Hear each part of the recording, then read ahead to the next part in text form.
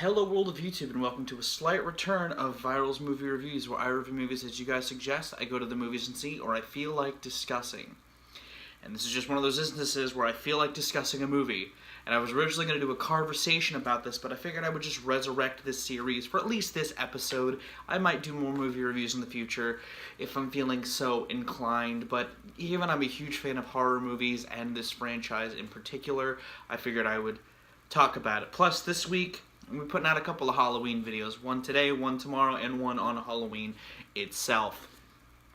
But this movie, Halloween, directed by David Gordon Green, written by David Gordon Green and Danny McBride, starring Jamie Lee Curtis, Judy Greer, and Andy Matichak. I think that's how you pronounce your last name.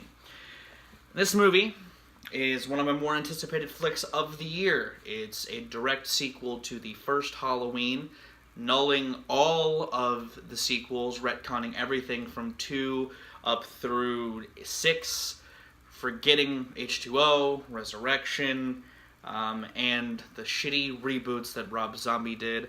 This follows Michael Myers breaking out of a prison transfer 40 years after he committed his crimes in the late 70s, then making his way back to Haddonfield, where he will try to finish what he started, killing his one that got away. And this film has been given kind of mixed reception in the film community from what I've seen, and I personally really enjoyed it.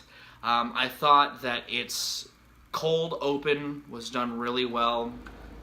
I think it does really nice homages to not just the first Halloween, but to all of the other Halloweens in their own small way. But I do like that there is a heavy-handed set of homages to the first Halloween, whether it be making Jamie Lee Curtis framed like the Michael Myers in this movie in a couple of scenes, or setting them in the same rooms, just doing little things that are nods to that fans are going to get. I don't mind a little fan service, and this movie has a decent chunk of it, but I also like that this movie just feels like a nice spiritual successor to the first Halloween.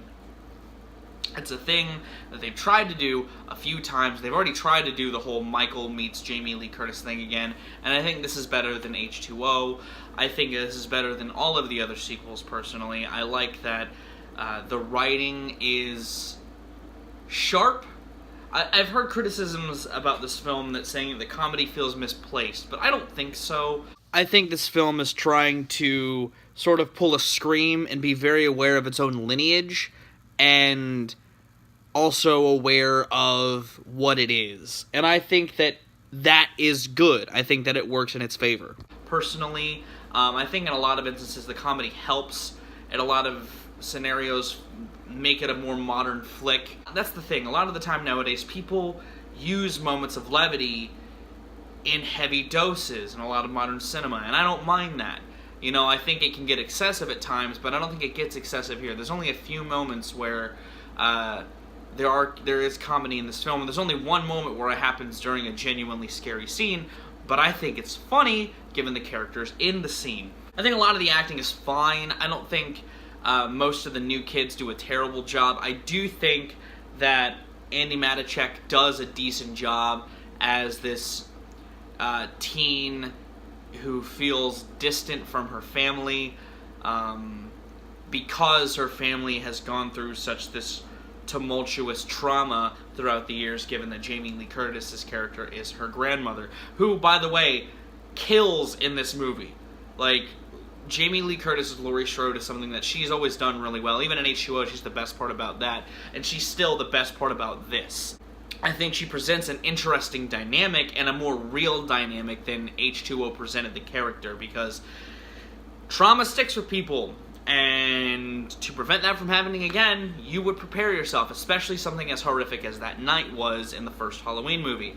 There's a lot of stuff in this film that just feels more believable than any of the other Halloween sequels, and I like it. I like it a lot. I think the direction is pretty good in some instances. There's a lot of scenes where you could tell they had a person like Carpenter's hands in the pot, who, you know, knows how to shoot a horror movie. And there's other scenes they're not quite as well shot, but there's enough in this movie that just looks really, really impressive. There's that long tracking shot that a lot of people have talked about. I think that it's fantastic. That one-take shot is so good. It's so nice. I think that anytime really Michael's on screen, it works really, really well. The kills in this movie are fucking intense, whether they're shown or not, because sometimes they just show the aftermath, and it's just brutal.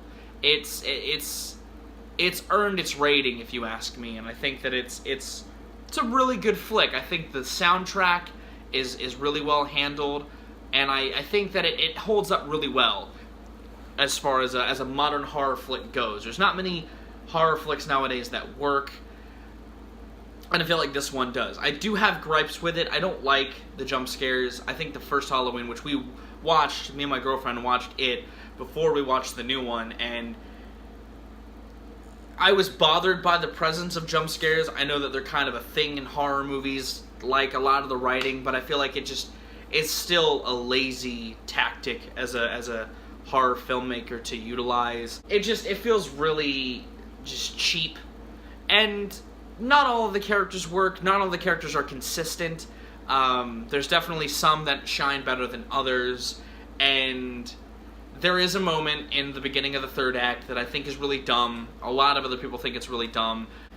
I don't think it's as surprising as a lot of people think it is, given that they kind of hammered home in the beginning of the film one of the philosophies that's gone into analyzing Michael Myers, and it makes sense that this new person would do the same thing. But I don't think it's as bad as people think or are saying it is, but I do think it's a little much. With that being said, I think this movie is still worth your time, worth watching, especially if you're a fan of the Halloween movies. I give this thing like an 8 out of 10. It's a solid, it's pretty good. It's a pretty good movie. It's pretty good, especially in a genre that is so overplayed right now. This is a nice thing in that genre. But I'm gonna go. Hopefully you enjoyed this return of this segment. I might do more. I might not. We'll see what happens. But either way, I've been Viral Rack. You guys have good days, lives, and situations. And I'll see you another day.